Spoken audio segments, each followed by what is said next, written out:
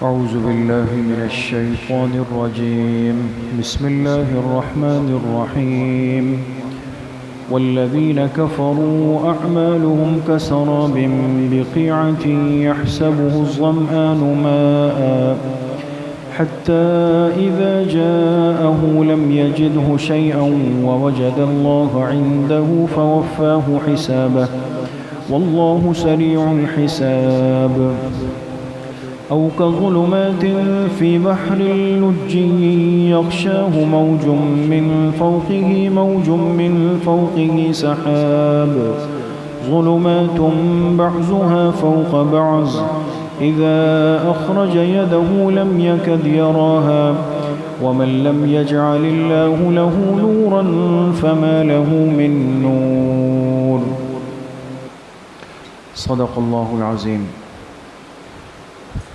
یہ سورۃ النور کی آیت نمبر 39 اور 40 آپ حضرات کے سامنے تلاوت کی گئی ہے۔ گزشتہ آیات میں یہ بات چل رہی تھی کہ اللہ پاک نے اس کائنات کے ہر انسان کے دل میں ایک نور فطرتاً رکھا ہوتا ہے۔ جو بھی بچہ دنیا میں پیدا ہوتا ہے، دنیا میں آتا ہے، چاہے وہ مسلمان گھر میں پیدا ہو یا کافر گھر میں پیدا ہو، لیکن فطرتاً ایک نور لے کر وہ دنیا کے اندر آتا ہے۔ اب فرق یہ ہے، جو حدیث میں نے آپ حضرات کے سامنے عرض کی تھی، کہ اگر اس کو ماحول ایمان والا، اسلام والا، دین والا مل جائے تو وہ نور ہدایت بن جاتا ہے، اس کو ایمان نصیب ہوتا ہے، اور اگر یہ اپنی حفاظت کر لے تو یہ نور ہدایت ترقی کرتے کرتے کرتے اس کو بہت آگے لے جاتا ہے۔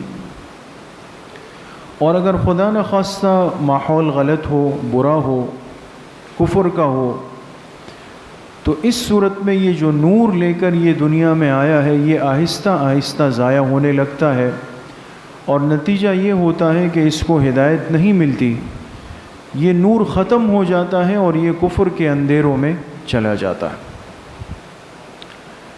پھر کل کے درس میں یہ بات بڑی وضاحت سے ہوئی کہ اللہ پاک اس نور ہدایت کو محفوظ کرتے ہیں، اس کو ترقی دیتے ہیں ایک خاص جگہ پر، جس جگہ کو کیا کہتے ہیں؟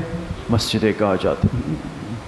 جو بندہ مسلمان اپنا تعلق اللہ کے گھر سے، مسجدوں سے مضبوط کر لیتا ہے تو اس کے سینے کا، اس کے دل کا نور ہدایت محفوظ بھی ہوتا ہے، مضبوط بھی ہوتا ہے، اور یہ ترقی کرتا اوپر تک چلا جاتا ہے۔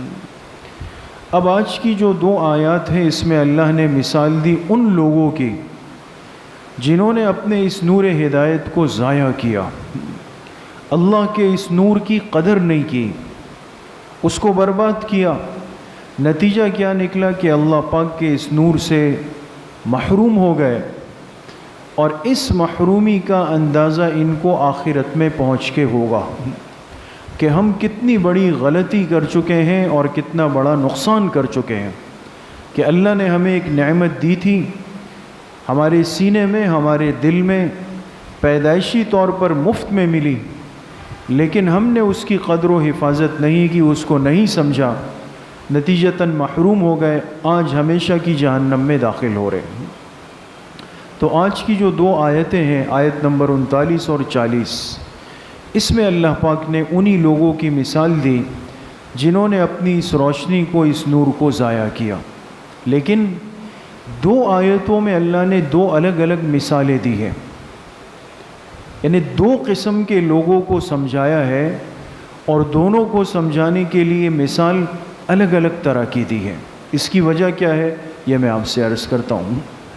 ان آیات کا ترجمہ ہے والذین کفروا، اور جن لوگوں نے اس دنیا میں کفر کا راستہ اختیار کیا، اعمالہم، تو ان کے اعمال کی مثال ایسی ہے کسراب بقیعۃ، جیسے کہ چمکتی ہوئی مٹی ایک چٹیل میدان میں پڑی ہوئی ہو۔ ریت کہتے ہیں نا جس کو، ریت، چمکدار ریت ہے اور ایک چٹیل میدان میں پڑی ہوئی۔ یحسبہ الظمآن ماء، جس کو ایک پیاسا آدمی دور سے گمان کرتا ہے پانی، آپ سمجھ گئے نا، اردو میں کہتے ہیں سراب۔ بعض دفعہ انسان کو جب پیاس لگتی ہے تو دور سے ایسا لگتا ہے جیسے وہ سامنے پانی آ رہا ہے۔ جیسے کبھی سفر کرتے ہوئے بھی سخت دھوپ ہو، گاڑی میں آپ جا رہے ہوں، گرمی لگ رہی ہو، تو ایسا لگتا ہے جیسے آگے جا کر سڑک کے بیچوں بیچ پانی جا رہا ہے، لیکن جب قریب گئے پتہ چلا وہ اس سے آگے، وہاں گئے پتہ چلا اس سے آگے۔ اسی کو سراب کہتے ہیں، یعنی آنکھوں کا ایک دھوکہ ہے۔ تو اللہ فرما رہے ان کافروں کے اعمال کی مثال ایسی ہے جیسے کہ چمکتی ہوئی مٹی ایک چٹیل میدان میں پڑی ہوئی ہو اور پیاسے آدمی کو وہ پانی کا گمان ہو۔ حتیٰ اذا جاءہ، یہاں تک کہ جب یہ پیاسا آدمی اس کے قریب پہنچ جائے، لم یجدہ شیئا، تو وہاں وہ کچھ بھی نہ پائے، پانی نہیں ہے۔ اور ووجد اللہ عندہ، اور وہاں پہنچ کر اللہ کی تقدیر یعنی اللہ کا فیصلہ اس پہ پہنچ جائے۔ پیاس کی شدت سے جب وہاں پہنچا، پانی کچھ بھی نہیں ہے، اس کی موت کا وقت وہاں پہ آ چکا تھا۔ فوفاہ حسابا، اللہ نے اس کی زندگی کے حساب کو پورا کر دیا، یعنی وہی گویا اس کی موت آ گئی۔ واللہ سریع الحساب، اور اللہ کی ذات جلد حساب لینے والی ہے۔ او کظلمات فی بحر، اب یہ دوسری صورت ہے، اور دوسرے قسم کے کافر وہ ہیں کہ جن کی مثال ایسی ہے کظلمات، جیسے کہ اندھیرے ہو، فی بحر لجی، گہرے سمندر میں۔ سمندر کی گہرائی میں دیکھیں خود اندھیرا ہوتا ہے اندر جا کے، اب اندھیرا ہو سمندر کی گہرائی میں، یغشاہ موج، اور پھر اس کو اوپر سے ایک سمندر کی لہر ڈھانپ لے، من فوقہ موج، اور اس لہر کے اوپر ایک اور لہر آ جائے، اور من فوقہ سحاب، اور اس آسمان کے اوپر سیاہ رنگ کے بادل ہو۔ آپ سمجھے؟ ترجمے سے آپ اندازہ لگائیں کہ اللہ پاک اندھیرے پر اندھیرے پر اندھیرے کی مثال دے رہے ہیں، یعنی گویا اتنا اندھیرا ہو کہ پہلے سمندر کی گہرائی کا اندھیرا، پھر سمندر کی ایک لہر، پھر اس کے اوپر دوسری لہر، اس کے اوپر سیاہ رنگ کے بادل، یعنی گویا کہ ایک انسان گھپ اندھیروں میں ڈوب رہا ہے۔ ظلمات بعضها فوق بعض، یہ حالت ہے کہ گویا اندھیروں کے اوپر اندھیرے ہی اندھیرے ہیں۔ اذا اخرج یدہ، کہ اگر اس نے اپنا ہاتھ نکالا تو لم یکد یراہا، یہ اس کو بھی نہیں دیکھ پائے گا، اتنا اندھیرا ہے۔ ومن لم یجعل اللہ لہ نورا، خلاصہ یہ نکلا کہ اللہ پاک جس کو نور ہدایت نہ دینا چاہے، فما لہ من نور، تو اس کے لیے نور کا کوئی حصہ نہیں، اس کو نور ہدایت نہیں مل سکتا۔ تو اب ان دو آیتوں میں اللہ پاک نے دو الگ الگ مثالیں دی۔ آپ نے اگر غور کیا ترجمے پہ، پہلی آیت میں مثال دی اللہ پاک نے سراب کی۔ سراب سمجھ گئے نا، کہ ایک آدمی جا رہا ہے، پیاس لگی ہوئی ہے، زبان خشک ہو گئی ہے، بیچارہ پانی کی تلاش میں مارا مارا پھر رہا ہے، اور سامنے ایک ریگستان آیا، ریت کا میدان آیا، دور سے اس کو ایسا لگا کہ یہ جو چمکتی ہوئی ریت ہے یہ کیا ہے؟ یہ پانی ہے۔ اب پیاسا آدمی اور کیا چاہتا ہے؟ یہ مارتا بھاگتا ہوا اس کے قریب گیا، جب قریب پہنچا تو پتہ چلا کہ جس چیز کو پانی سمجھ رہا تھا اور اپنی پیاس بجھانا چاہتا تھا وہ پانی نہیں ہے، وہ تو ریت ہے، وہ تو چمکدار ریت ہے۔ وہاں پہنچ کر اس کی آخری امید بھی دم توڑ گئی، اور وہاں اللہ نے اس کی تقدیر لکھی، اس کی موت آئی، وہیں گرا اور موت کے منہ میں چلا گیا۔ سمجھ گئے؟ یعنی گویا ایک آدمی کسی چیز کی امید لے کر جائے اور آخری امید سمجھ کے جائے، لیکن جب بڑی محنت سے اس مقام پہ پہنچے تو پتہ چلا کہ جس کی امید لے کے آیا وہ دھوکہ تھا، حقیقت نہیں تھی، تو امید بھی ٹوٹ گئی، ساری چیزیں ختم ہو گئی، زیرو ہو گیا۔ پہلی مثال اللہ پاک نے اس کی۔ دوسری مثال اللہ پاک نے دی کہ جیسے ایک آدمی سمندر میں ڈوب رہا ہے، سمندر کی تہ میں خود اندھیرا ہے، پھر سمندر بھی عام نہیں ہے، اس کی بڑی بڑی موجیں ہیں، ایک موج اوپر لہر آتی ہے اور اندھیرا ہو جاتا ہے، پھر اس کے اوپر ایک اور بڑی موج آتی ہے اور اندھیرا ہو جاتا ہے۔ اور اللہ کی شان یہ کہ باہر کا موسم بھی ایسا ہے کہ سیاہ بادل ہے، بالکل ایک آدمی گھپ اندھیرے کے اندر ہے، اتنا اندھیرا ہے کہ اگر یہ اپنا ہاتھ دیکھنا چاہے تو اس کو نظر نہیں آئے گا۔ تو اب یہ بیچارہ روشنی کی کتنی فکر میں ہے کہ مجھے کہیں سے روشنی مل جائے، لیکن کہاں تک روشنی ڈھونڈے گا؟ اندھیرا ایک نہیں ہے، اندھیرے چار ہیں، چار اندھیروں میں گر رہا ہے، لہذا روشنی کا کوئی راستہ ہی نہیں ہے۔ اللہ نے دونوں مثالیں دی اور آخر میں فرمایا کہ اے آخری امت، اے امت مسلمہ، اے کلمہ پڑھنے والوں، سمجھ لو کہ یہ نور ہدایت یہ میری طرف سے تقسیم ہوتی ہے، میں جس کو چاہوں دے دوں، جس کو چاہوں اس سے محروم کر لوں، اس نعمت کی قدر کر لوں۔ تو پہلی بات تو میرے دوستوں بزرگوں یہ ہے کہ یہ دونوں آیات اور پورا رکوع اگر آپ اس پہ غور کریں، اس سے اللہ پاک نے جس چیز کا احساس دلایا ہے وہ نعمت ایمان ہے۔ یہ ایمان اور عقیدہ توحید یاد رکھیں، اس سے بڑھ کر اس کائنات میں کوئی بڑی نعمت نہیں ہو سکتی۔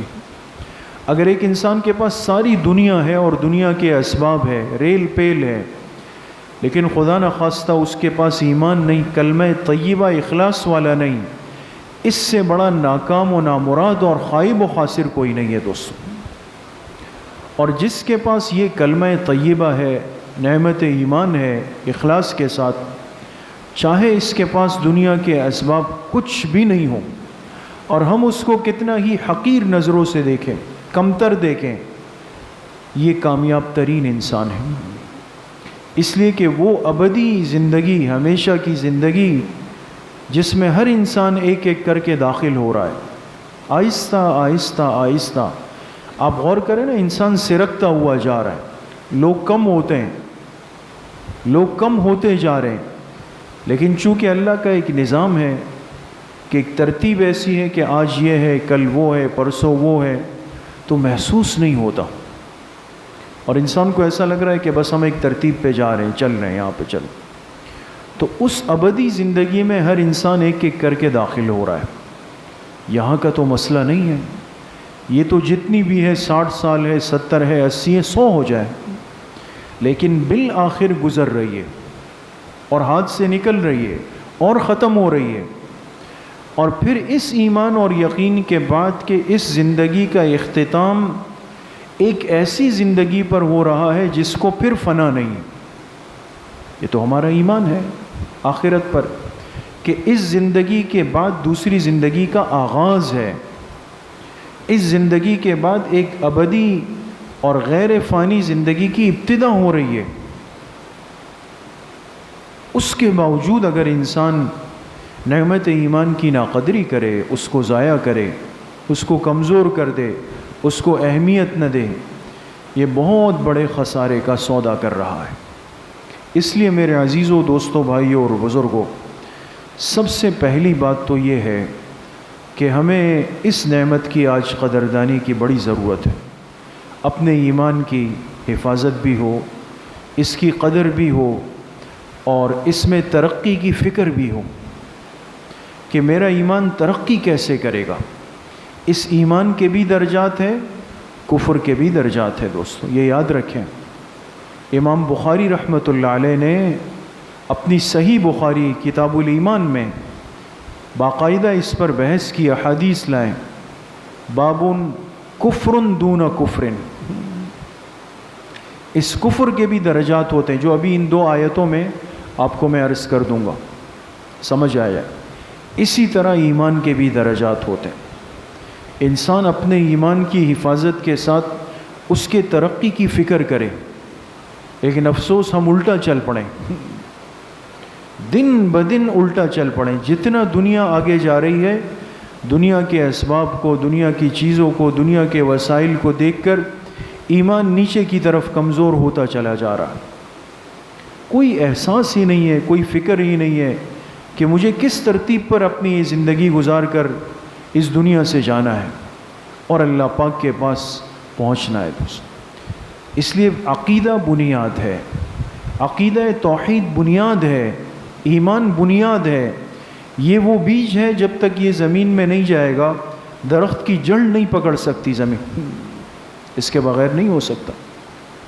عقیدے کی حفاظت کریں دوستو، کچھ بھی ہو جائے، ساری دنیا چلی جائے، عقیدہ ضائع نہ ہو، اس کی حفاظت. اور عقیدہ کیا ہے وہ خود جناب رسول اللہ صلی اللہ علیہ وسلم نے سمجھایا ہے. آج مصیبت یہ ہے کہ ہم لوگ قرآن حدیث کے علم سے کورے ہوتے ہیں، بالکل زیرو ہوتے ہیں. اپنی بات پہلے کر رہا ہوں، اس سے خالی ہوتے ہیں، لیکن اس کے باوجود بھی ایک جذبہ ایسا اندر بنایا ہوتا ہے کہ شاید مجھے ساری دنیا کی فکر ہے. آج سمجھ لیں دوستو، امت کے اندر داخل ہونے والا کون ہے اور حضور علیہ السلام کا امتی کون ہے.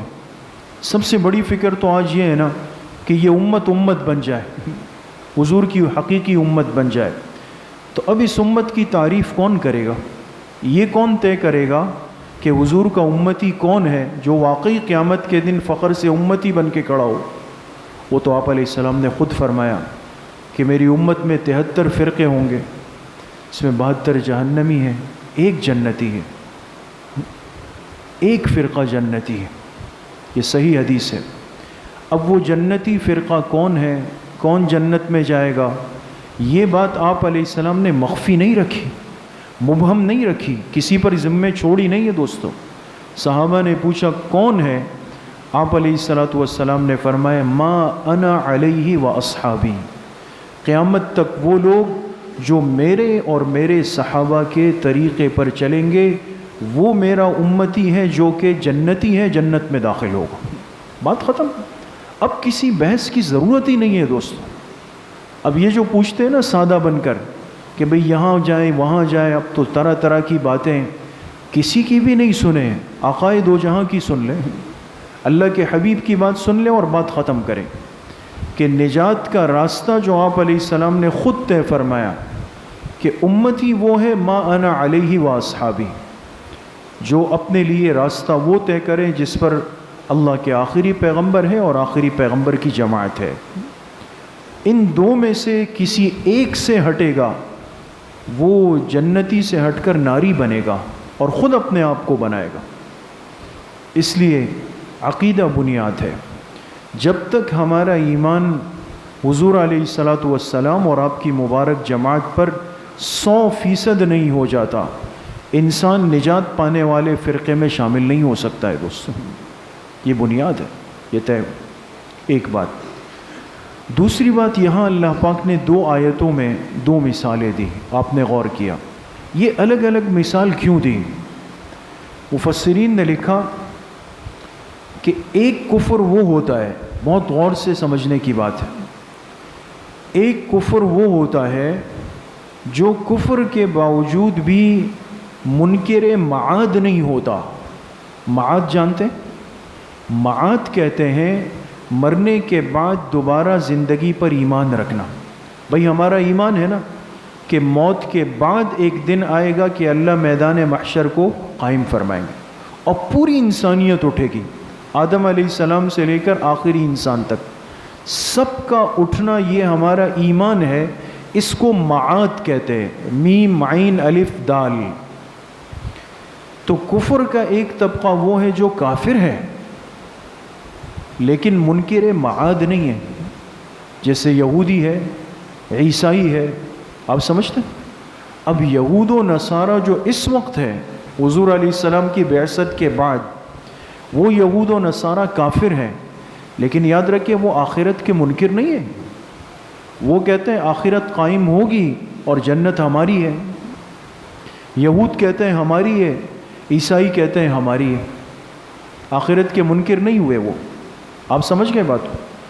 اور کفر کی دوسری قسم وہ ہے جو کفر بھی کرتی ہے اور معاد کا انکار بھی کرتی ہے. وہ کہتے ہیں جو کچھ ہے یہی ہے اسی دنیا میں، اس مرنے کے بعد پھر کوئی تصور نہیں ہے. کہ مٹی میں ملنے کے بعد پھر کوئی اٹھے گا، یا آگ میں جلنے کے بعد پھر کوئی اٹھے گا، یا پانی میں ڈوبنے کے بعد پھر کوئی اٹھے گا، ان کے یہاں بعث بعد الموت کا، معاد کا تصور ہی نہیں، وہ اس کا انکار کرتے ہیں سرے سے۔ جو پہلی آیت ہے اس میں ان کافروں کا تذکرہ اور مثال ہے جو کافر تو ہیں لیکن معاد کے منکر نہیں ہیں۔ آپ سمجھ گئے؟ میں نے کہا، عرض کیا جیسے یہود و نصارہ ہیں، وہ آخرت کے منکر نہیں ہیں۔ اللہ نے ان کے اعمال کی مثال الگ دی۔ آج دنیا کے اندر جو یہودیت ہے، عیسائیت ہے، یہ تو آپ حضرات ہم سے زیادہ جانتے ہیں کہ دنیا میں جتنی NGOs ہے، جو فلاحی تنظیمیں اور محنتیں ہو رہی ہے، سب سے زیادہ کون سا مذہب ہے؟ عیسائی ہے، سب سے زیادہ عیسائی ہے۔ وہ ان کے ہاسپٹلز ہیں اور چیریٹی فنڈز ہیں اور اسکول ہے، بچوں کے ادارے ہیں، یتیموں کے ادارے ہیں، پوری دنیا میں NGOs کا جال بچھا ہوا ہے، اور وہ 95% اس کی رہنمائی کرنے والے عیسائی ادارے ہیں، صلیبی نشان لگا کے کرتے ہیں۔ تو آپ کا کیا خیال ہے کہ یہ جو اتنے بڑے بڑے کام کر رہے ہیں، غریبوں کی خدمت کر رہے ہیں، یہ کیا سوچ کے کر رہے ہیں؟ ان کے ذہن میں کیا ہے؟ ان کا ذہن یہی ہے کہ یہ ہم جو کام کر رہے ہیں ہمیں آخرت میں اس کا بہت بڑا بدلہ ملے گا، یہی سمجھ کے کر رہے ہیں۔ اللہ نے ان کی مثال دی، فرمائی یہ جو کافر ہیں، جو آخرت پر ایمان رکھتے ہیں کہ آخرت میں ہمیں بدلہ ملے گا، لیکن انہوں نے کمی کس چیز کی چھوڑی دوستو؟ ایمان کی۔ ایمان نہیں ہے، باقی سب کچھ کیا، بہت نیک اعمال کیے، ایمان نہیں تھا، لیکن امید لے کے جا رہے ہیں آخرت کی کہ ہمیں مل جائے گا، لیکن جب پہنچیں گے وہاں پہ تو پتہ چلے گا کہ جس کو پانی سمجھ کے آئے تھے وہ تو سراب ہے۔ اس لیے حدیث پاک بالکل واضح طور پر ہے، اللہ یہود و نصارہ کو بلائیں گے قیامت کے دن، یہود سے پوچھیں گے کہ تم کس کی عبادت کر، وہ کہیں گے عزیر علیہ السلام کو آپ کا بیٹا کہتے تھے۔ عیسائیوں سے پوچھیں گے، وہ کہیں گے عیسیٰ علیہ السلام کو آپ کا بیٹا کہتے تھے۔ اچھا کس امید پر کہا؟ کہیں جنت کی امید پر کہا۔ یہود بھی کہیں گے، نصارہ بھی کہیں گے۔ اچھا اب کیا چاہیے؟ کہیں گے اللہ بڑی پیاس لگی ہے، پانی پینا چاہتا۔ اللہ فرمائیں گے ذرا پیچھے مڑ کے دیکھو۔ وہ دیکھیں گے پیچھے مڑ کے، ان کو نظر آئے گا وہ دور پانی ہے۔ یہ جو آیت ہے نا، یہ سمجھا رہے پانی ہے۔ کہیں گے اللہ وہ پانی ہے، تو اللہ فرمائیں گے پھر، کہیں گے پینا چاہتے ہیں، اللہ فرمائیں گے چلے جاؤ۔ جب دوڑتے دوڑتے قریب پہنچیں گے تو پتہ چلے گا وہ پانی نہیں ہے، وہ تو سراب ہے۔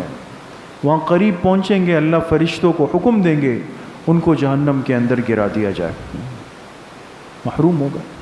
اور دوسرا قسم کا کفر وہ ہے کہ جن کے پاس آخرت کا ایمان ہی نہیں ہے۔ وہ کہتے ہیں جو کچھ ہے اسی دنیا میں ہے۔ اللہ نے فرمایا وہ تو اس دنیا میں بھی اندھیروں میں ڈوبے ہوئے ہیں، آخرت میں بھی اندھیروں میں ڈوبے ہوئے ہیں، ان کے پاس تو کہیں خیر کا سوال ہی نہیں ہے۔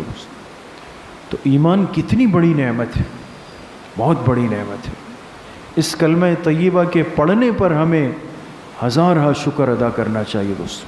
اس کی حفاظت کی فکر کریں، اس کی ترقی کی فکر کرنی ہے، یہ مضبوط ہو جائے، یہ محفوظ ہو جائے، اور اس کے لیے ایک مؤثر حل وہ ماحول سے جڑنا ہے دوستو۔ ہم ایسی مجلسوں سے، ایسے ماحول سے، ایسی محنت سے جڑ جائیں کہ ہمارا ایمان، ہمارا کلمہ، ہمارا عقیدہ یہ محفوظ ہو جائے۔ اللہ پاک صحیح عمل کی توفیق نصیب فرمائے۔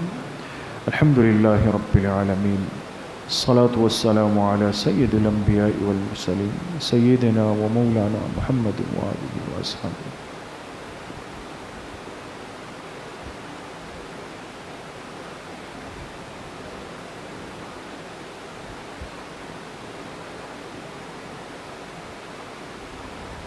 وصلی اللہ وسلم علی نبینا محمد وآلہ وصحبہ اجمعین برحمتک یا ارحم۔